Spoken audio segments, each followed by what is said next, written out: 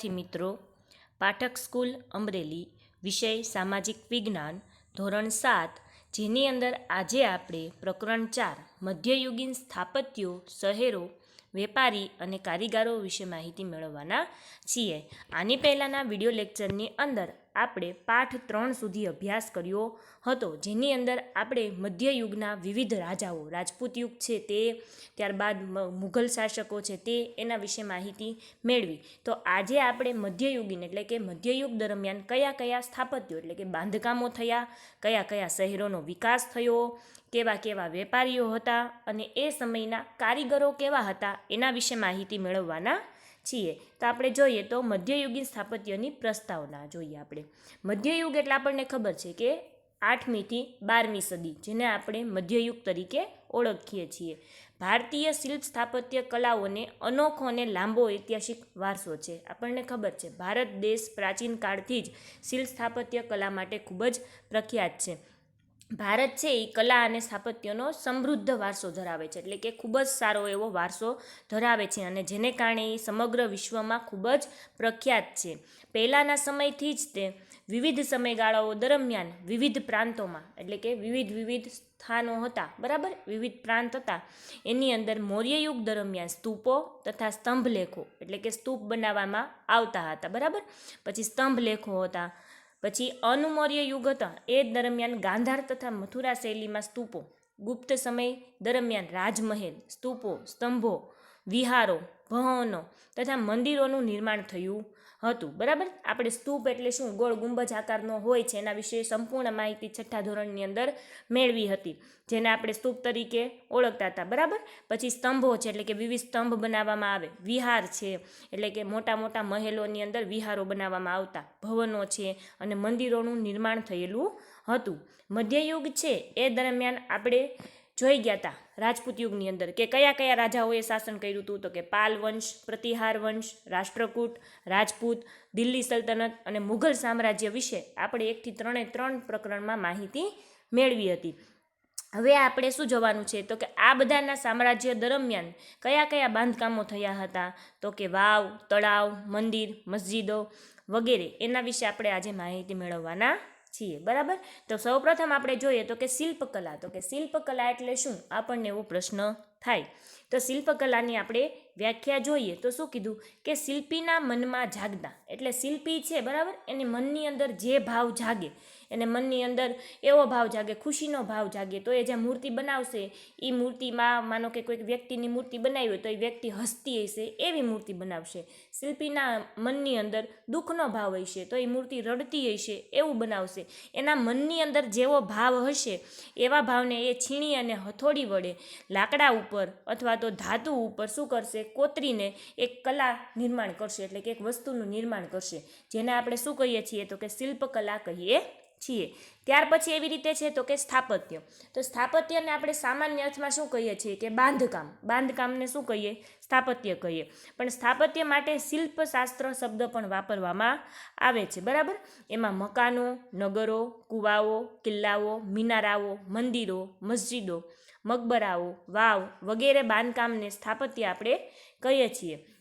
સ્થાપત્ય કલાનો જે નિપુણ વ્યક્તિ હોય એને સ્થપતિ કહેવામાં આવે છે. જેમ કેમ ચિત્રનો જાણકાર હોય એને આપણે ચિત્રકાર કહીએ, સંગીતનો જાણકાર હોય એને સંગીતકાર કહીએ, એવી રીતે સ્થાપત્ય કલાનો જે નિપુણ હોય, બરાબર, એટલે કે જેને સ્થાપત્ય કલા બહુ સારી આવડતી હોય એને સ્થપતિ કહેવામાં આવે છે. હવે આપણે ભારતના સ્થાપત્યો વિશે અભ્યાસ કરવાના છીએ, બરાબર, કે ભારતમાં કેવા કેવા સ્થાપત્યો બનેલા છે. તો ઈસવીસન 700 થી 1200 સુધી રાજપૂત યુગ હતો, બરાબર, આપણને ખબર છે. અને રાજપૂતીન યુગમાં સ્થાપત્યમાં મંદિરની નગર શૈલી ઉત્તર ભારતમાં પ્રચલિત હતી. ઉત્તર ભારતમાં કોનું રાજ્ય હતું તો કે હર્ષવર્ધનનું રાજ્ય હતું. યાદ છે ને પેલું પ્રકરણ, હર્ષવર્ધનના રાજ્યમાં ખૂબ જ સારું બાંધકામ થયેલું હતું, બરાબર. એમાં ખજુરાહોના મંદિર, પુરીનું લિંગરાજ મંદિર, સૌરાષ્ટ્રના ગોપના મંદિરનો સમાવેશ થાય છે. દિલ્હી સલ્તનતનો સમયગાળો હતો, બરાબર, ત્યારે કઈ શૈલીનો વિકાસ થયો હતો તો કે મુસ્લિમ શૈલીનો વિકાસ થયેલો હતો, બરાબર. અને એમાં શું હતું તો કે મુસ્લિમ સ્થાપત્ય શૈલી આપણને જોવા મળે છે, જેમાં આરબ શૈલી મુખ્ય છે. અને ત્યાર પછી મસ્જિદ, મકબરાઓ, રોજા એમ 3 સ્થાપત્યો મુખ્ય છે. દિલ્હીના જે સ્થાપત્યો છે એની અંદર જામા મસ્જિદ, કુતુબ મિનાર, હોજે ખાસ અલાઈ દરવાજા, સીરીનો કિલ્લો, આ બધા કેવા છે? મુખ્ય છે, જે દિલ્હી સલ્તનતમાં એ સમયમાં બનાવેલા હતા, મુસ્લિમ સ્થાપત્ય હતું ત્યારે, બરાબર. ફિરોજ તુઘલુકે બનાવેલી મસ્જિદો છે અને નહેરો છે એ વિશિષ્ટ છે, એટલે કે ખૂબ જ પ્રખ્યાત છે. ત્યાર પછી ગુજરાત, બંગાળ અને માળવાના મુસ્લિમ શાસકો છે, બરાબર, એ સમયમાં અનેક સ્થાપત્ય બનાવવામાં આવ્યા હતા, જેની અંદર અમદાવાદનો ભદ્રનો કિલ્લો અને જામા મસ્જિદ, બંગાળની સોના મસ્જિદ, અને આ સમયે હિન્દુ સ્થાપત્યોમાં રાણા કુંભા હતા, એણે બનાવેલા કુંભલગઢનો દુર્ગ અને ચિત્તોડનો કીર્તિસ્તંભ કે વિજયસ્તંભ ખૂબ જ અગત્યના છે. જો તમને અહીં કીર્તિસ્તંભનું ચિત્ર દર્શાવેલું છે, આ ખૂબ જ પ્રખ્યાત કીર્તિસ્તંભ છે, બરાબર. ત્યાર પછી શું કીધું? તો કે 13મી સદીનું કોણાર્કનું સૂર્ય મંદિર, જે ખૂબ જ પ્રખ્યાત છે. જો તમને એનું ચિત્ર બતાવેલું છે, આ કોણાર્કનું સૂર્ય મંદિર છે, એનું ખૂબ જ સરસ વખણાય છે અને એક વિશિષ્ટ પ્રકારનું સ્થાપત્ય તરીકે આપણે એને ઓળખીએ છીએ, બરાબર. આ કર્ણાટકનું હોલકેશ્વરનું મંદિર સૌથી વિશિષ્ટ પ્રકારનું સ્થાપત્ય છે, બરાબર. અને ઓડિશા છે, એની અંદર પુરી જિલ્લામાં બંગાળનો અખાત પાસે કોણાર્કનું સૂર્ય મંદિર આવેલું છે, અને આ મંદિરનું નિર્માણ 13મી સદીમાં ગંગવંશના રાજા નરસિંહવર્મને પ્રથમના સમયમાં થયું હતું, બરાબર. આ મંદિર છે એને એટલો વિશિષ્ટ મસ્ત સરસ આકાર આપવામાં આવ્યો છે કે એનો રથનો આકાર આપવામાં આવ્યો છે, કે 7 ઘોડા રથ ખેંચતા હોય એવો એને આકાર આપવામાં આવ્યો છે, અને 12 વિશાળ પૈડા છે. જો તમને અહીંયા 2-3 તો પૈડા રાઉન્ડ જેવા ચિત્રમાં દેખાય છે, બરાબર. એવી રીતે 12 વિશાળ પૈડાથી આખો રથ ખેંચતો હોય એવું બનાવવામાં આવ્યું છે. અને આ મંદિરની જે નિર્માણ કળા છે એ પથ્થરોમાંથી થયું હોવાથી, કાળા પથ્થરમાંથી થયેલી હોવાથી એને કાળા પેગોડા તરીકે પણ ઓળખવામાં આવે છે, કે એનું નિર્માણ થયું ત્યારે કાળા પથ્થરનો ઉપયોગ થયો હતો, બરાબર. ત્યાર પછી શું કીધું? કે ઉત્તર ભારતમાં મંદિરોની લાક્ષણિકતા છે એના ગોળ શિખરો અને સ્તંભ વિનાના ખંડો છે. હવે ઉત્તર ભારતના મંદિર છે, બરાબર, એની લાક્ષણિકતા શું છે? તો એના જે ઉપરના શિખરો હોય, એટલે કે મંદિરના, આપણે મંદિરે જઈએ મંદિર ઉપર જે શિખર દેખાય એ કેવું હોય? ગોળ શેપનું હોય. એ ગોળ શેપનું અને સ્તંભ વિનાના ખંડો, બરાબર, એટલે કે જે ખંડ છે એમાં સ્તંભ ન હોય, એમનેમ જ ખંડ બનાવવામાં આવેલા હોય છે. દક્ષિણ ભારતમાં શંકુ આકારના અણીદાર શિખરોવાળા મંદિરો બંધાયા. દક્ષિણ ભારત છે એની અંદર શંકુ આકારના, એટલે કે આપણે મંદિર ઉપરનો જે ગુંબજ હોય એ કેવો હોય છે? શંકુ આકાર જેવો હોય, એનાથી પણ અણીવાળું ત્રિકોણ જેવું એકદમ બનાવવામાં આવે છે. અને દક્ષિણ ભારતમાં ગોપુરમ છે એ ખૂબ જ પ્રખ્યાત છે. ગોપુરમ એટલે શું છે? આપણને ખબર છે, 6ઠ્ઠા ધોરણમાં આવી ગયું છે.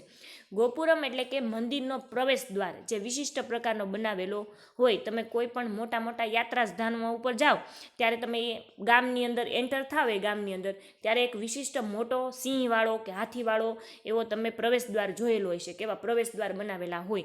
તો દક્ષિણ ભારતમાં આવા ખૂબ જ સરસ પ્રવેશ દ્વાર બનાવવામાં આવતા, જેને ગોપુરમ કહેવામાં આવે છે, બરાબર. ત્યાર પછી શું કીધું? કે મંદિરો છે એમાં ગર્ભગૃહ એટલે શું? તો કે ભગવાનની મૂર્તિ જ્યાં રાખેલી હોય તે અંદરનો ભાગ. પછી અંતરાલ એટલે કે એ અંદરનો ભાગ છે મંદિરના ગર્ભગૃહની બહારનો ભાગ, કે જ્યાં આપણે પ્રદક્ષિણા ફરીએ છીએ, બેસીએ છીએ, એ અંતરાલ છે. પછી મંડપ એટલે કે એની બહારનો વિસ્તાર, કે જે પગથિયાને એ હોય એને આપણે મંડપ કહીએ. શૃંગાર ચોકી, બરાબર, કે મુખ મંડપ હોય છે, અથવા આપણે એન્ટર થઈએ તો એ જે જગ્યા હોય એ. અને મંદિરને પ્રદક્ષિણા પથ હોય છે, એટલે કે આપણે પ્રદક્ષિણા ફરીએ એ માટેનો જે પથ હોય તે, એટલે કે રસ્તો. આ સમયગાળામાં કેટલાક મહત્વપૂર્ણ મંદિરોમાં પલ્લવકાલીન રથ મંદિરો અને તાંજોરના રાજરાજેશ્વર મંદિરનો પણ સમાવેશ થાય છે. તાંજોરનું જે રાજરાજેશ્વર મંદિર છે એ સમયનું સૌથી ઊંચું ગણાતું મંદિર છે, એટલે કે એનું શિખર છે એ સૌથી ઊંચું શિખર છે. હવે મુઘલ સ્થાપત્ય કલા છે એ એકદમ કેવી હતી? વિશિષ્ટ હતી. આપણને ખબર છે મુઘલ સમયની અંદર જ બનાવેલો તાજમહેલ ખૂબ જ વિશ્વવિખ્યાત છે, આપણે અજાયબીમાં એને સ્થાન આપ્યું છે. એટલે મુઘલ કલા કેવી હતી? ખૂબ જ વિશિષ્ટ પ્રકારની હતી. અને આ સ્થાપત્ય કલાનો વિશેષ નમૂનો એક હુમાયુનો મકબરો પણ છે. ત્યાર પછી અકબરે છે એ આગ્રામાં કિલ્લો બનાવ્યો હતો. આપણને ખબર છે, આપણે 3જા પ્રકરણની અંદર અભ્યાસ કર્યો. જો આગ્રાના કિલ્લોનો તમને અહીંયા ચિત્ર દર્શાવેલું છે, બરાબર. એ કિલ્લો એણે બનાવ્યો હતો. પછી ફતેહપુર સિકરીનો કિલ્લો, શેરશાહ છે એને સસારામનો મકબરો, આ સમયનું અગત્યનું સ્થાપત્ય છે. પછી મુઘલોના બાગ બગીચાનો ખૂબ જ શોખ હતો, બરાબર. અને જેમાં કાશ્મીરનો નિશાત બાગ અને લાહોરનો શાલીમાર બાગ છે, અને આગ્રાનો આરામ બાગ જે ખૂબ જ સરસ છે. મુઘલ સ્થાપત્યનું સર્વોચ્ચ શિખર, બરાબર, સર્વોચ્ચ એટલે કે બધાથી ઊંચું એવું શિખર છે શાહજહાંએ બંધાવેલ આગ્રાના તાજમહેલનું. વિશ્વની 7 અજાયબીઓમાં સ્થાન ધરાવતો ઉત્તર પ્રદેશના આગ્રામાં યમુના નદીને કિનારે આવેલ તાજમહેલનું નિર્માણ મુઘલ બાદશાહ શાહજહાંએ પોતાની બેગમ મુમતાઝની યાદમાં બનાવેલું હતું, જે આપણને ખબર છે, આપણે ત્રીજા પ્રકરણની અંદર અભ્યાસ એનો કર્યો હતો. તાજમહેલ છે એ ભારતના સ્થાપત્ય કલાના વારસાને ગૌરવાન્વિત એટલે કે આપણને ગૌરવ અપાવે એવો એ મહેલ છે. અને દેશ વિદેશના એટલે કે આપણા દેશના તો ખરા જ, પણ વિદેશમાંથી પણ ઘણા પ્રવાસીઓ એને જોવા માટે આવે છે અને એક આકર્ષણનું કેન્દ્ર છે.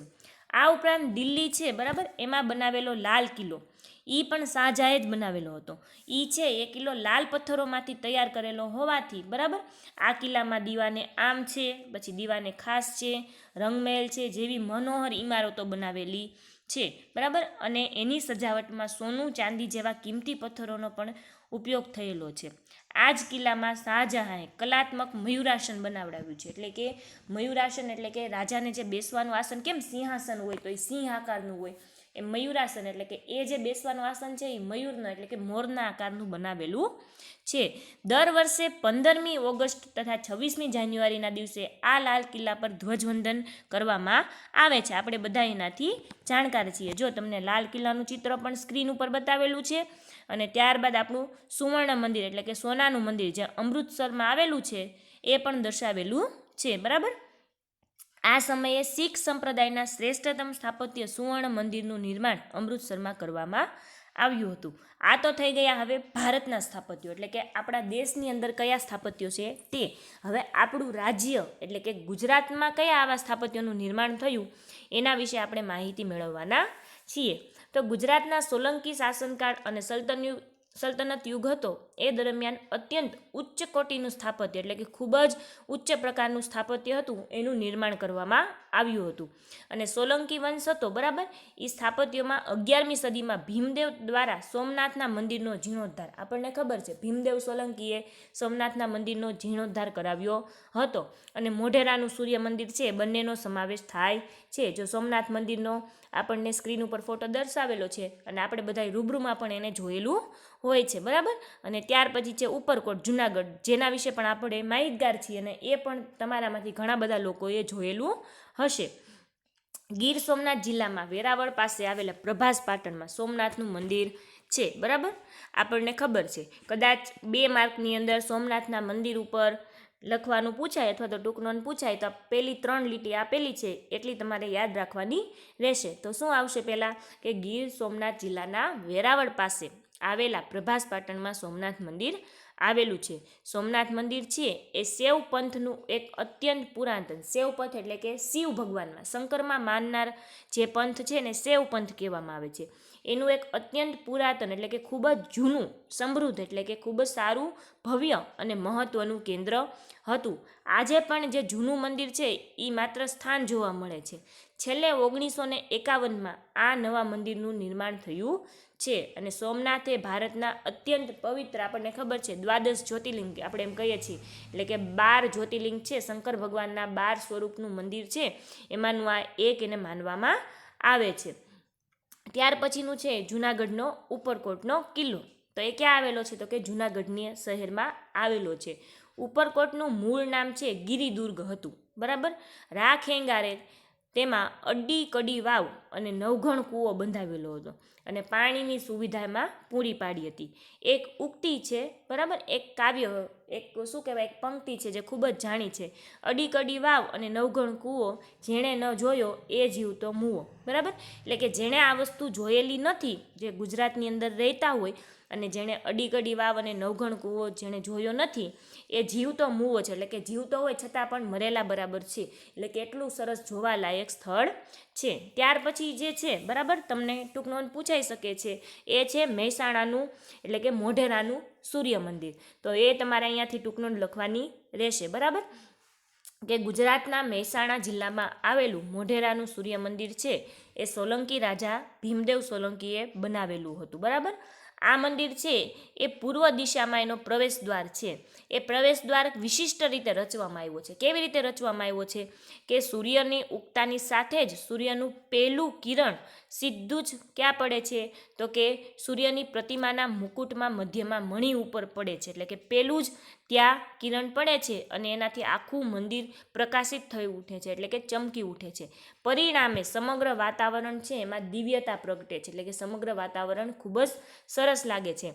આ મંદિરમાં જે 12 વિવિધ મૂર્તિઓ છે સૂર્ય ભગવાનની, બરાબર, એ આજે પણ જોઈ શકાય છે. અને મંદિરની બહાર છે એની બહાર જળકુંડની ચારે બાજુ નાના નાના કુલ 108 મંદિરો આવેલા છે, જે ઉષા અને સંધ્યાકાળે પ્રગટતી દીપમાળાને લીધે એક નયનરમ્ય દ્રશ્ય ઊભું થાય છે.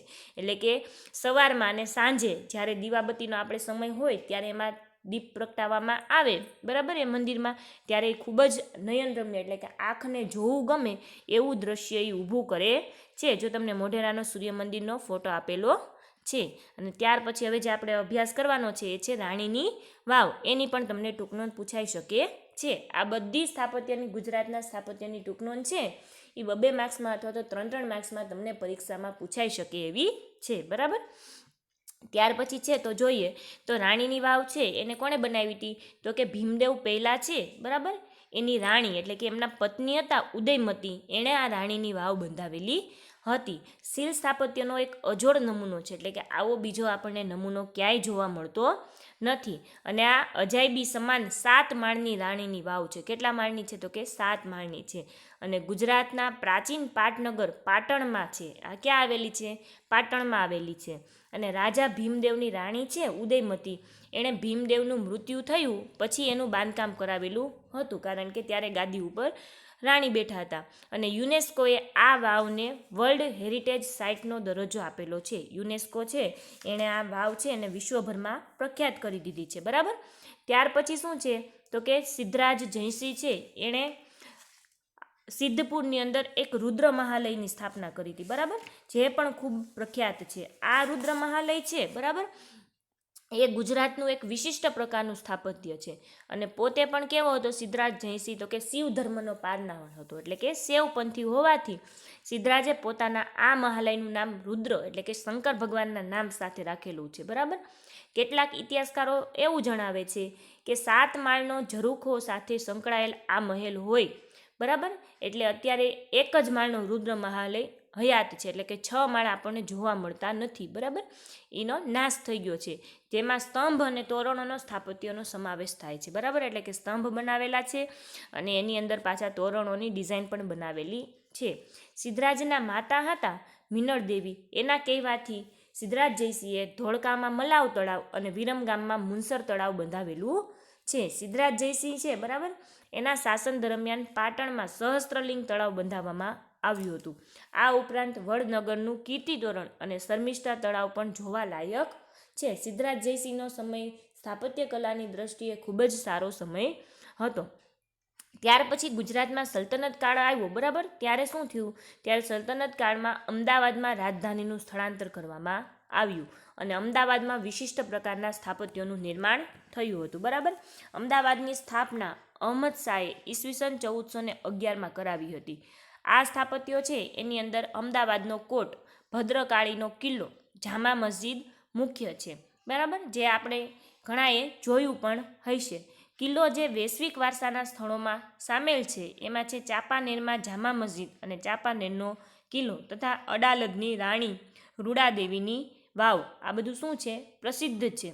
ગુજરાતના અન્ય સ્થાપત્યો છે જે પણ કેવા છે? જોવાલાયક છે, જેની અંદર હોજે કુતુબ એટલે કે કાંકરિયા તળાવ જે અમદાવાદમાં આવેલું છે, નગીનાવાડી, ડભોઈનો કિલ્લો, ખંભાત અને ધોળકાની મસ્જિદો પણ ખૂબ સારું સ્થાન ધરાવે છે. ત્યારબાદ છે અમદાવાદનો વિશિષ્ટ સ્થાપત્ય, એમાં છે સીદી સૈયદની જાળી, જે તમને ચિત્ર અહીં દર્શાવેલું છે, બરાબર.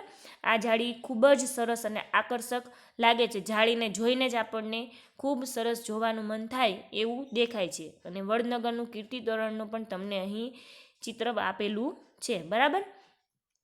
શું કીધું કે આ જે બારીઓ છે એ વિશિષ્ટ પ્રકારની જાળીઓથી કોતરણી કરવામાં આવી છે. અત્યંત બારીક કોતરણી અને નકશીકામ કરીને જેને વિશ્વની ઉત્કૃષ્ટ સ્થાપત્ય કલાનો આપણે નમૂનો ગણી શકાય છે કે ખૂબ જ સરસ એનું શું કરેલું છે તો કે કોતરણી કરવામાં આવી છે. ત્યાર પછી છે તો કે પાદલિપ્ત સુરી નામનો એક જૈન મુનિ હતો. એણે પાલીતાણામાં શત્રુંજય ડુંગર છે એના ઉપર જૈન મંદિર નિર્મિત કરાવ્યા હતા. જે જૈન ધર્મ પાળતા હોય એ પાલીતાણા ગયેલા જ હોય અને એણે આ જોયેલું જ હોય. બરાબર. દુનિયામાં એક જ જગ્યાએ પહાડ પર સૌથી વધારે મંદિરો હોય એવું ફક્ત ક્યાં છે તો કે પાવાપુરી અને પાલીતાણામાં જ છે, જ્યાં 24 તીર્થકરો એટલે કે જૈન ધર્મના જે તીર્થકરો છે, આપણે 6ઠા ધોરણની અંદર આનો અભ્યાસ કર્યો હતો. બરાબર. જૈન ધર્મના 24 તીર્થકરો છે, આ તીર્થકરો અહીં બિરાજમાન છે. અને પાવાપુરી અને સમેત શિખરની જેમ જ પાલીતાણા પણ જૈનોનું મહાન તીર્થધામ એટલે કે ખૂબ જ મોટું તીર્થધામ ગણાય છે. આપણે કેમ બધા જાત્રા કરવા માટે જાય એમ જૈન ધર્મના લોકો હોય એ જાત્રા કરવા માટે પાલીતાણા જતા હોય છે. બરાબર. હવે એક ખૂબ જ સરસ તમારે એક વિશિષ્ટ આપણે બધાએ નામ સાંભળ્યું હોય કે પાળિયા. આપણને ખબર છે કે પાળિયા પૂજાતા હોય, તો આ પણ તમને એક ટૂંક નોંધમાં પૂછાઈ શકે એવું ખૂબ જ સરસ ટોપિક છે. બરાબર. સ્વાધ્યાયમાં પણ આ ટોપિક આપેલો છે, તો આપણે પાળિયા વિશે અભ્યાસ કરીએ. બરાબર. આવા પાળિયા તમે જ્યારે ગામમાં જતા હોય, ક્યાંક બાર ગામ જતા હોય ત્યારે બસમાંથી પણ જોયેલા હોય, રસ્તા ઉપર પણ હોય છે. તો એ શું છે એના વિશે આપણે માહિતી મેળવીએ. બરાબર. ગુજરાતમાં એક વિશિષ્ટ સ્થાપત્ય તરીકે પાળિયાનો સમાવેશ થાય છે. પાળિયા છે એની સાથે કોઈ પણ વીર ગાથાઓ જોડાયેલી હોય, એટલે કે કોઈ વીર પુરુષ હોય, બરાબર, એ યુદ્ધમાં લડતા લડતા શહીદ થયા હોય અથવા તો એને કોઈ શૌર્યનું કામ કર્યું હોય તો એની યાદમાં પાળિયો બનાવવામાં આવે છે. મોટે ભાગે આવા યોદ્ધાઓ હોય એ પાળિયા યુદ્ધ સ્થળ ઉપર, એટલે કે જો મેં કીધું એમ કે યુદ્ધ સ્થળ ઉપર એનું મૃત્યુ થયું હોય, બરાબર, વિજય પામતા પામતા, તો ત્યાં અથવા તો એના મૃત્યુના સ્થળે એટલે કે જ્યાં એ મૃત્યુ પામ્યા હોય ત્યાં બનાવવામાં આવે છે. આ પાળિયા છે એની વર્ષમાં એની તિથિ હોય ત્યારે એના ઉપર શું કરવામાં આવે છે? પૂજા કરવામાં આવે છે. આપણને ખબર છે કે એની તિથિ હોય ત્યારે એની પૂજા કરીએ છીએ. અને ગુજરાતમાં પાળિયાના શ્રેષ્ઠતમ ઉદાહરણોમાં જામનગર પાસે ભૂચર મોરીનો સૂરજ કુંવરબાનો પાળિયો અને સોમનાથના મંદિર પાસે હમીરજી ગોહેલ પાળિયાનો સમાવેશ થાય છે. આ બે પાળિયા છે એ ખૂબ જ સારી રીતે પ્રખ્યાત છે. બીજા પણ ઘણા પાળિયા આપણે જોયેલા હોય છે. બરાબર. ત્યાર પછી છે એ છે હવે ચિત્રકલા, એટલે કે એ સમયે ચિત્રકલા કેવી હતી, એટલે કયો સમય તો કે પૂર્વ મધ્યયુગ અને મધ્યયુગ, એટલે કે 8મી થી 12મી સદીનો સમય. ત્યારે ચિત્રકલા વિશે માહિતી મેળવીએ તો એમાં શું કીધું કે બાબરના સમયથી ચિત્રકલાનો વિકાસ થયો હતો, એટલે કે મુઘલ સામ્રાજ્યની શરૂઆત થઈ ત્યારથી જ ચિત્રકલાનો વિકાસ થયો હતો. ચિત્રકલા પર ગુલશન ચિત્રાવલી અને હમઝન્નામાં વિશિષ્ટ ગ્રંથો હતા. બરાબર. આકારીઝા નામના મહાન ચિત્રકાર છે એના નેતૃત્વમાં આગ્રામાં એક ચિત્રશાળાની સ્થાપના કરવામાં આવી હતી. કેમ વિજ્ઞાન માટે પ્રયોગશાળા હોય એવી રીતે ચિત્રશાળાની પણ સ્થાપના કરવામાં આવી હતી કે જ્યાં વિશિષ્ટ પ્રકારના ચિત્રો દોરવામાં આવતા હોય. આ સમયમાં ચિત્રકારો છે એ કેવા કેવા વિષય ઉપર ચિત્ર દોરતા તો કે પશુ પક્ષીના ચિત્ર અને પુષ્પો એટલે કે ફૂલોના ચિત્રો વિશિષ્ટ રીતે સરસ રીતે દોરતા હતા. અકબરના સમયથી છબી ચિત્રોની શરૂઆત થઈ. બરાબર. છબી ચિત્રો એટલે કે ફોટોગ્રાફ્સ, આપણે મોટા મોટા ડ્રોઈંગ કરતા હોય વ્યક્તિના કરીએ તે ક્યાંથી શરૂઆત થઈ તો કે અકબરના સમયથી જ શરૂઆત થઈ. તો જહાંગીરના સમયમાં વિશિષ્ટ તહેવારો અને પ્રસંગોના ચિત્રો પણ બનાવવામાં આવતા. અત્યારે આપણે કેમ હમણાં ઉત્તરાયણ આવશે, બરાબર, તો ઉત્તરાયણ ઉપર આપણે ચિત્રકલામાં તમને વિષય આવતો હોય ઘણીવાર કે છોકરો પતંગ ચગાવતો હોય એવું ચિત્ર દોરીએ. તેવી રીતે તહેવારો ઉપર વિવિધ પ્રકારના ચિત્રો દોરવાની શરૂઆત ક્યાંથી થઈ તો કે જહાંગીરના સમયથી થઈ. મુઘલ ચિત્રકલાની જેમ જ રાજસ્થાનમાં મેવાડ, જયપુર, મારવાડ અને કોટાની શૈલી પણ ખૂબ જ પ્રખ્યાત હતી. ગુજરાતી શૈલી છે એમાં તળપદી, સાદી અને કથા પ્રસંગને વિશદતાની રજૂ કરતી. બરાબર. અને લોકજીવનનો ધબકાર ઝીલતી સજીવ કલા હતી. બરાબર. એટલે કે આ કથા પ્રસંગ છે એ વિશદતા એટલે કે એને રજૂ કરવાની. અમુક આપણે તમે ચિત્ર વાર્તા જોતા હોય તો ચિત્ર વાર્તામાં ચિત્રની વાર્તાની સાથે સાથે શું આવતી હોય? ચિત્ર આવતા હોય. એવી રીતે કથા પ્રસંગ છે, અમુક કથા પ્રસંગને ચિત્ર દ્વારા રજૂ કરવામાં આવતો હોય. બરાબર. એ પણ સજીવ કલા છે, એટલે કે ખૂબ જ સારી એવી છે અને લોકજીવનનો ધબકાર છે, એટલે કે લોકોનું જીવન કેવું છે એની આપણને માહિતી આપે છે. ત્યાર પછીનું છે એ છે સંગીત છે. તો સલ્તનત કાળમાં જ ભારતીય સંગીતની સાથે સાથે ઇસ્લામિક સૂફી સંગીતનો પણ પ્રારંભ થયો હતો. બરાબર. એટલે કે સૂફી સંગીત એટલે કે ઇસ્લામ લોકોની જે કવાલીને એવું કરતા હોય એવું સૂફી સંગીત એનો એક અલગ પ્રકાર છે સંગીતનો, એનો શરૂઆત થઈ ગઈ હતી. આ ક્ષેત્રે અમીર ખુસરો છે એને કવાલીની શોધ કરી અને ધ્રુપદને બદલે ખયાલ પદ્ધતિ દાખલ કરી હતી. બરાબર, મેં તમને કીધું એમ કે મુસ્લિમોને કવાલી ખૂબ જ પ્રખ્યાત હોય છે, તો એની શોધ કોણે કરી? તો કે અમીર ખુસરોએ શોધ કરી હતી. અને ધ્રુપદ છે એને બદલે ખયાલ પદ્ધતિ દાખલ કરી હતી. બરાબર, અને દેવગીરીના સારંગદેવ છે એણે સંગીત રત્નાકર અને ગુજરાતના હરિપાલ દેવે સંગીત સુધાકર નામનો ગ્રંથ લખ્યો છે, જેની અંદર સંગીત વિશેની ખૂબ જ સારી માહિતી આપવામાં આવે છે. અકબરનો સમય છે, એના સમયમાં આપણને ખબર છે કે અકબરના નવરત્નમાંનો એક ખૂબ જ જાણીતો રત્ન એટલે કે તાનસેન, જે શાસ્ત્રીય સંગીતનો ખૂબ જ મોટો જાણકાર હતો, એનો સમાવેશ કરવામાં આવે છે. ત્યાર પછી છે તો કે સાહિત્ય. તો કે સાહિત્ય એટલે કે કયા કયા પુસ્તકોનું નિર્માણ થયું, કેવું કેવું લખાણ લખવામાં આવતું હતું. તો મધ્યયુગમાં ઘણા બધા સાહિત્યકારો છે એને જુદા જુદા વિષયો પર શું કર્યું છે કે ગ્રંથોનું સર્જન કર્યું છે. તો કેટલાક ગ્રંથોની માહિતી અહીં તમને કોષ્ટકમાં આપેલી છે, જેના વિશે આપણે માહિતી મેળવીએ. બરાબર, પેલું છે સિદ્ધયમ શબ્દાનું શાસન.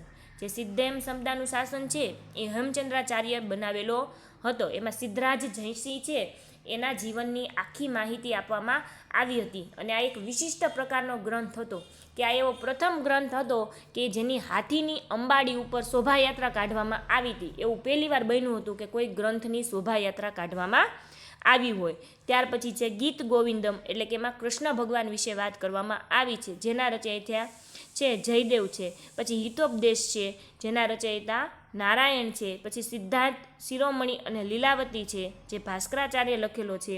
પછી પૃથ્વીરાજ રાસો છે, જે ચંબરદાએ લખેલો છે, જેમાં પૃથ્વીરાજ ચૌહાણની વીરતાની કથાઓ લખેલી છે. પછી તુઘલકનામા અને તારીખે દિલ્હી છે, જે અમીર ખુસરો દ્વારા રચાયેલું છે. બરાબર, જેમાં તુઘલક વંશનું શાસન વિશે માહિતી આપેલી છે. પછી કિતાબુલ હિન્દ રહેલા છે, ઇબ્ન બતુતા નામના રચયિતા છે એણે રચ્યું છે. પછી કાંડવે પ્રબંધ છે, જે પદ્મનાભ છે એણે રચેલું છે. અને પદ્માવત છે, જે મોહમ્મદ જાયસીએ લખેલું છે. બરાબર, પછી તમને શું કીધું છે કે બીજા પણ કેટલાક એવા ગ્રંથ છે અને એના રચયિતાના નામ આપેલા છે. ભાષ્ય છે, બરાબર, કાવ્ય પ્રકાશ છે, મનસોલ્લાસ છે, હિતાબુલ હિન્દ છે, જેને રામાનુજાચાર્ય, મમ્મટ, સોમેશ્વર અને અલબરુરી એવા બધા જે રચયિતા છે એણે રચેલા છે. હવે શું જવાનું છે તો કે લોકનૃત્ય અને હસ્તકલા એટલે કે એ સમયમાં કેવા લોકનૃત્ય અને હસ્તકલા પ્રખ્યાત હતી, તો એના વિશે આપણે માહિતી મેળવવાની છે. બરાબર, તો એ સમયે ગુજરાત અને તેની લોક સંસ્કૃતિ લોકનૃત્ય માટે તથા ભરત ગૂંથણ માટે ખૂબ જ હસ્તકલા એટલે કે હાથેથી જે કલા આપણે કરીએ, હાથ દ્વારા ભરત ગૂંથણ કરવામાં આવતું હતું અને જે સમગ્ર વિશ્વમાં ખૂબ જ પ્રખ્યાત હતું. જેમાં ભવાઈ, નાટક જેવા પ્રકારનો પણ સમાવેશ થાય છે. આપણને ખબર છે ભવાઈને નાટકને એવું પહેલાંના જમાનામાં મનોરંજન માટે કરવામાં આવતું હતું. અત્યારે પણ આપણને ખબર છે કે રામા મંડળ છે, જેના પછી વિવિધ પ્રકારની પછી ઓલું કઠપુતલીઓનો ખેલ છે, એવું બધું તમે જોયું હશે. તો આ બધી વસ્તુ છે એ ખૂબ જ પ્રખ્યાત હતી અને અત્યારે તો આપણને ખૂબ ક્યાંક જ જોવા મળે છે. એ સમયે તો ખૂબ જ આવું જોવા મળતું હતું. એમાં ભવાઈ લેખન અને ભજવવાનું શ્રેય અસાઈ ઠાકરને ફાળે જાય છે. અસાઈ ઠાકર છે બરાબર, એણે ભવાઈની શરૂઆત કરી અને ભવાઈનું લેખન અને એમાં ભવાઈમાં પાત્ર ભજવવાનું કામ કરતા હતા. પછી ઝાલાવાડ વિસ્તાર છે, એમાં પશુપાલકો એક વિશિષ્ટ પ્રકારનો રાસ રમે છે, જેને હુડો કહેવામાં આવે છે. બરાબર, એટલે અત્યારે પણ હુડો આપણે પ્રખ્યાત છે, પણ આપણે અલગ પ્રકારના હુડો રમતા હોય અને એ સમયે પણ અલગ હતો. ત્યાર પછી તરણેતરના મેળામાં હુડો રાસને જોવા દેશ વિદેશથી લોકો આવે છે. બરાબર, અને ગુજરાતમાં એ લોકો રાસ જોવા આવે છે. અને આપણને ખબર છે ગુજરાતની ખૂબ જ પ્રખ્યાત લોકનૃત્ય કે જેના વગર કોઈને ચાલે જ નહીં, એ શું છે તો કે આપણા ગરબા છે. બરાબર, કે ગરબા છે એ ખૂબ જ પ્રખ્યાત છે અને ગરબી પરથી ઉતરી આવેલો આ શબ્દ અને ગરબો છે એ શક્તિની આરાધના આપણે માતાજીની સ્તુતિ માટે કરીએ છીએ. બરાબર, અને દયારામના સમયથી જ ગરબીનો ખૂબ વિકાસ થયો હતો. સ્ત્રીઓ અને પુરુષો બંને નવરાત્રિમાં ગરબી અને રાસ દ્વારા આ ઉત્સવ ઉજવે છે. જો તમને અહીં રાસ રમતા હોય એવા સ્ત્રી પુરુષોનું ચિત્ર દર્શાવેલું છે. બરાબર, ત્યાર પછી છે તો કે ગુજરાતનો પહેરવેશ એટલે કે ગુજરાતમાં કેવા પ્રકારના કપડાં પહેરવામાં આવે છે એના વિશે માહિતી આપી છે. તો તો ગુજરાતના પહેરવેશ છે એમાં અનેકવિધ એટલે કે અનેક પ્રકારની વિશેષતાઓ આપણને જોવા મળે છે.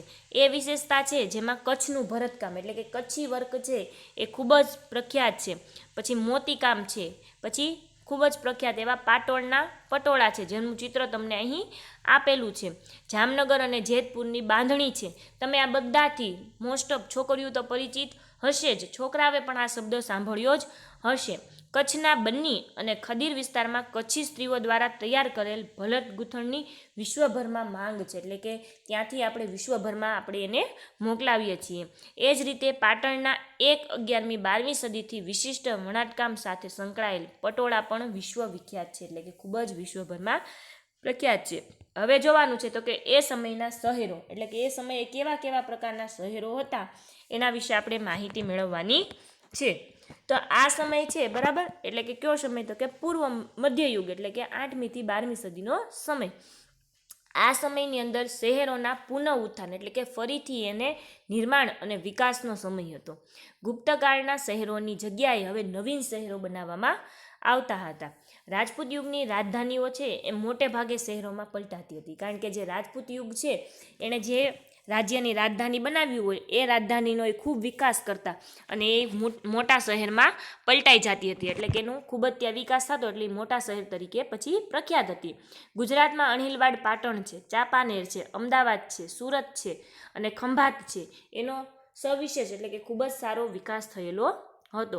શહેરીકરણનું ચરમબિંદુ આપણને દિલ્હીમાં જોવા મળે. ચરમબિંદુ એટલે કે ખૂબ જ સારું ઉદાહરણ, તો શહેરીકરણનું ખૂબ સરસ ઉદાહરણ છે આપણને દિલ્હીમાં જોવા મળે છે. રાજપૂત કાળથી મુઘલ કાળ સુધી વિકસતું ગયું છે. દિલ્હી છે એ રાજપૂત કાળથી મુઘલ કાળ સુધી એનો વિકાસ સતત થતો જ રહ્યો છે. જહાંગીર અને શાહજહાંના સમય દરમિયાન દિલ્હી રાજધાની અને વેપાર વાણિજ્યનું એક ખૂબ મોટું મથક હતું. બરાબર, જહાંગીર અને શાહજહાંનો સમય હતો ત્યારે દિલ્હી રાજધાની હતી અને વેપાર વાણિજ્યનું એટલે કે વેપાર માટે ખૂબ જ મોટું મથક હતું, એટલે કે સેન્ટર હતું. આપણે એને સેન્ટર તરીકે ઓળખી શકીએ. શાહજહાંએ છે એને લાલ કિલ્લાની રચના કરી અને એને વિશાળ બનાવ્યું હતું. આ સમયના લાહોર, જોનપુર, ઢાકા વેપારી માર્ગ પર આવતા હોવાથી તેનો વિકાસ થયો હતો, કારણ કે વેપારી માર્ગ ઉપર એટલે કે વસ્તુની લે વેચ કરવા માટે આ શહેરો રસ્તામાં આવતા હતા, એટલા માટે એનો ખૂબ સારી રીતે વિકાસ થયેલો હતો. બરાબર. શીખ ધર્મને કારણે અમૃતસર પણ અગત્યનું શહેરી કેન્દ્ર હતું. દક્ષિણ ભારતના દેવગિરી ઉત્તર અને દક્ષિણને જોડતું સમૃદ્ધ શહેરી કેન્દ્ર હતું. બરાબર, દેવગિરી જેને દૌલતાબાદ પણ કહેવામાં આવે છે. મરાઠા સામ્રાજ્યમાં મહારાષ્ટ્રની અંદર તો કે પુણે, બરાબર, સતારા, ગ્વાલિયર અને વડોદરા જેવા શહેરોનો વિકાસ થયો હતો. તો યુરોપિયન કંપનીઓના આગમનને કારણે યુરોપિયન કંપનીઓ જ્યારે આપણા દેશની અંદર આવી આગમન કરવા, ત્યારે એણે દીવ, દમણ, ગોવા, મુંબઈ, મદ્રાસ, પોંડુચેરી, કોચી, ચંદ્રનગર અને સુરતને પણ શહેરી કેન્દ્રો તરીકે વિશિષ્ટ વિકાસ કર્યો હતો. એટલે એ સમયે પણ ઘણા શહેરોનો ખૂબ સારો એવો વિકાસ થયેલો જોવા મળે છે. ત્યારબાદ વિજયનગર છે એની રાજધાની હમ્પી હતી. હમ્પીમાં આવેલા વિદેશી મુસાફરો છે એને હમ્પીના વિશિષ્ટ હુનર ઉદ્યોગોની માહિતી આપી છે, એટલે કે હમ્પીમાં એક વિશિષ્ટ પ્રકારની હુનર ઉદ્યોગ હતો. બરાબર, એની માહિતી આપી છે. વિજયનગરથી સુતરાઉ કાપડ, રેશમી કાપડ અને મસાલા સહિતની ચીજ વસ્તુઓ યુરોપ સુધી જતી હતી. જો એમાં એટલો સરસ હુનર અને એટલું સરસ ઉદ્યોગો હતા કે એનો સુતરાઉ કાપડ છે, રેશમી કાપડ છે અને મસાલા છે યુરોપ સુધી જતા હતા. હમ્પીમાંથી 3 પ્રકારના સુવર્ણ સિક્કાઓ મળી આવ્યા છે, જે દર્શાવે છે કે હમ્પી છે એ હુનર કલાનું અને વેપાર વાણિજ્યનું મોટું એટલે કે ખૂબ મોટું કેન્દ્ર હતું. ત્યાર પછી છે તો કે ગુજરાતના ભરૂચ અને ખંભાત એ બંદર હતા, આપણને ખબર છે, એટલે કે દરિયાઈ માર્ગ દ્વારા જ્યારે વસ્તુની આપણે વેચાણ અથવા તો ખરીદી કરીએ એટલે વસ્તુ લેવામાં કે મોકલવામાં આવે, બરાબર, ત્યારે એને બંદર તરીકે સુરત અને ભરૂચ અને ખંભાત એનો ખૂબ સારી રીતે ઉપયોગ થતો હતો, એટલા માટે ખૂબ જ વિકસિત હતા. અને 16મી સદીમાં સુરત ભારતનું મહત્વનું વ્યાપારિક કેન્દ્ર હતું. વિરજી વોરા અને ગોપી મલિક જેવા વિશ્વવિખ્યાત સોદાગરો સુરતમાં રહેતા. બરાબર, જે ખૂબ જ વિખ્યાત સોદાગરો છે, એટલે કે કોઈ પણ વસ્તુનો સોદો કરાવવો હોય, લે વેચ કરાવી હોય ત્યારે એ ખૂબ સારી રીતે કાર્ય કરતા હતા. સુરતમાં 17મી સદી છે. 17મી સદીમાં મસ્લિન સુતરાઉ કાપડ અને જહાજ બનાવવાના ઉદ્યોગોનો વિકાસ થયો હતો. 17મી સંધિ છે એની અંદર સુરતની અંદર સુતરાઉ કાપડ અને જહાજ બનાવવાના ઉદ્યોગોનો વિકાસ થયો હતો. જરી ભરત છે એ કાપડનો વિશ્વભરમાં સૌથી મોટો વેપાર સુરતથી થતો હતો. અત્યારે પણ આપણને ખબર છે કે સુરત છે એ કાપડ ઉદ્યોગ માટે ખૂબ જ પ્રખ્યાત છે. એટલે કે આજકાલથી જ પ્રખ્યાત નથી, પણ પ્રાચીન કાળથી જ પ્રખ્યાત છે. સુરત છે એ આંતરરાષ્ટ્રીય બંદર હોવાથી ભારતીય અને યુરોપિયન વેપારીઓના અનેક વેપારી સંસ્થાનો અહીં જોવા મળ્યા હતા. બરાબર, એટલે કે ત્યારે મધ્યયુગની અંદર એ આંતરરાષ્ટ્રીય બંદર હતું અને ભારતીય અને યુરોપિયન વેપારીઓના અનેક વેપારી સંસ્થાનો આપણને અહીં જોવા મળતા હતા. સુરતમાં મરી મસાલા એટલે કે તજ, લવિંગ, એલચી, તીખા જે આપણે બધું વાપરીએ એને આપણે શું કહીએ છીએ? મરી મસાલા કહીએ છીએ. પછી સુતરાઉ કાપડ છે, રેશમી કાપડ છે તથા ગળીના મોટા ગોદામો પણ હતા. બરાબર, અને સુરતમાં ચાલતા ઉદ્યોગ ધંધાને કારણે અને વિદેશ વ્યાપારને પરિણામે આનુષંગિક ઉદ્યોગો, આનુષંગિક એટલે શું? એની સાથે જોડાયેલા ઉદ્યોગો, જેની અંદર ગોદામો, પેકિંગ, વહાણ બાંધવાના ઉદ્યોગો, નિવાસની વ્યવસ્થા, વણાટકામ, છાપકલા, ધાતુકલા વગેરેનો વિકાસ થયો હતો. એટલે કે એ બધા એની સાથે આનુષંગિક હતા, કે એની સાથે જોડાયેલા ઉદ્યોગ હતા. એટલે કે મુખ્ય ઉદ્યોગની સાથે આ બધા જોડાયેલા ઉદ્યોગનો પણ વિકાસ થયેલો હતો. અહીં તમારું ચોથું પ્રકરણ છે એ પૂર્ણ થાય છે અને ત્યારબાદ હવે તમારે આ વિડીયોનો એકવાર અભ્યાસ કરીને, એકવાર સમજમાં ન આવે તો બીજી વાર અભ્યાસ કરીને આનું સ્વાધ્યાય છે એ હોમવર્કમાં લખવાનું છે. જેની અંદર પ્રથમ ક્વેશ્ચન છે એ આપણે લખીએ છીએ એવી જ રીતે MCQ છે, એટલે કે નીચેના 4 ઓપ્શનમાંથી તમારે એક ઓપ્શન પસંદ કરીને લખવાનો રહેશે. ત્યાર પછી બીજું છે તો એ ટૂંકમાં ઉત્તર આપવાના છે. તો એની અંદર પણ જે પ્રશ્નો છે એ બધા પ્રશ્ન આ વિડીયોની અંદર, આ પાઠની અંદર આવી ગયેલા છે એ જ પ્રશ્ન છે. ત્યાર પછી છે ખરા ખોટા, એટલે કે નીચેનું વિધાનમાંથી જે વિધાન સાચા હોય એની સામે સાચાની નિશાની અને જે વિધાન ખોટા હોય એની સામે ખોટાની નિશાની કરવાની છે. અને ચોથું છે એ છે ટૂંકનોંધ લખવાની છે. ટૂંકનોંધની અંદર 4 તમને ટૂંકનોંધ આપેલી છે. બરાબર, એ 4 ટૂંકનોંધ છે એ તમારે પાઠ્યપુસ્તકમાં મેં તમને બતાવી જ દીધી, કઈ જગ્યાએ કઈ ટૂંકનોંધ આવેલી છે એ તમારે એમાંથી લખવાની છે. પાકી બુકમાં સારા અક્ષરે અને વ્યવસ્થિત લખાણ કરવાનું છે. બરાબર, તો અહીં તમારું ચોથું પ્રકરણ છે એ પૂર્ણ થાય છે. હવે પછીના વિડીયો લેક્ચરની અંદર આપણે ભૂગોળના પ્રકરણનો અભ્યાસ કરીશું. Thank you.